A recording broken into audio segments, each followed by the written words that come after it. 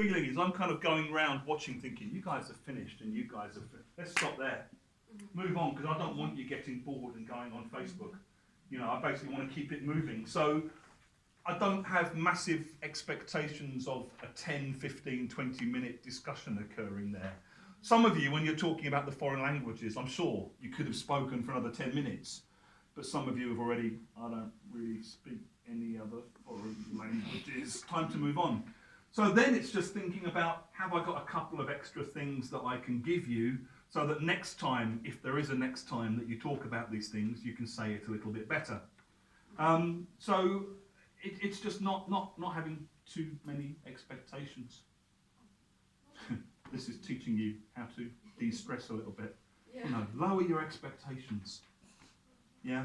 I have a question about 9. Yeah. 9. Should we do like a grammar extension on that? Because like the use of articles, like you can do as many grammar exercises on articles as you want, and your students will still make grammar mistakes using articles because they're Russian. So should they, like, how should they go about just like I did there? That's it, just that. So no extension sort of. Will they remember? Because some will, some won't. So you know, probably most won't, to be honest. How to make sure the retention is high? You can't. Let it go. You know, just you have to let some things go. I think it's just a kind of noticing exercise. It's basically just a kind of one. I want you to go back and look at the text again. Okay. You know all these words. So if I ask you, do you know the word far, growing, evidence, terms, allow, operative? Of course. We're upper intermediate. We know these things. Okay. Do you know how to use them? Maybe. Do you remember how they were used in the text you've already read twice? Maybe. So it's just a way of kind of encouraging them to realise there's a lot more to learning a language than seeing the words and understanding them, that they need to kind of pay attention to them. But in terms of expecting that will transfer to perfect use of articles, forget it. Not a chance. What they might remember is there's a growing number of. Maybe. If they remember that, great. That's a correct use of articles for growing number. So again, it's limited expectations, basically. I'm not looking at this as a kind of magic cure for article sickness. I'm looking at this as noticing chunks like, in terms of, there's a growing number of, there's sufficient evidence, no article. Okay, maybe in your language there's an article there. So basically I'm expecting, did you notice those chunks? Can you remember them? Maybe at the end of the lesson I might go, right, so let's just check. But how far is this true? Good, okay.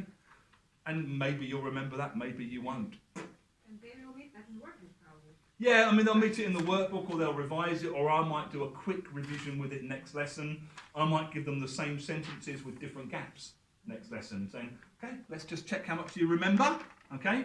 There's sufficient ... believe, blah, blah, blah, blah, blah. Can you remember evidence too? Okay? So, just flipping it around and checking that they notice the different bits of it. I think it's also one of the ways I've very much changed as a teacher is I don't see any of this really as to do with skills. For me, it's all about the discussion and the noticing and the language. Okay?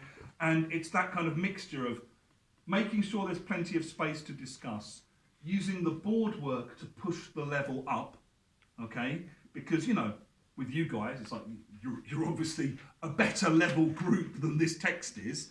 So I'm kind of thinking, okay, I don't want you to get bored. I need to make sure there's a few new things, or I'm keeping you on your toes by going over things that you've probably seen already.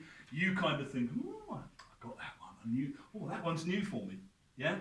So everyone goes home happy because you've all learned something. The weak students are still just basically kind of going, I really struggle. Oh, I'm not very fluent. They're holding on to that. And so it's providing for the mixed levels in the classroom. But basically it's all about the space for speaking, the extra feedback to bump the levels up, and noticing language that I can test and check that you've noticed. Yeah, without the expectation that everyone will remember everything, and without the expectation that that will solve bigger problems. It will solve the problem of there's a growing number of. Is there Yeah. a point, would it help to drill or for pronunciation, like select items? Could do. I mean, it wouldn't Yeah. hurt. I think part of the issue is this is much more written language than spoken language. Okay? So, I mean, drilling something like top athletes may have genes that allow them to get most from their training. I mean, one, it's a long thing to drill. Two, they're never going to say that. Maybe there's a growing number. Yeah, I might like drill that. select items. There's a growing number. There'll be a growing number in the future. Fine. Choose the ones that you think they're more likely to say when you're thinking about drilling them. Yeah, and again, don't drill them in the expectation that they'll sound like you, because they won't. They'll sound like them, maybe 1% better than they did before you started drilling them, if you're lucky.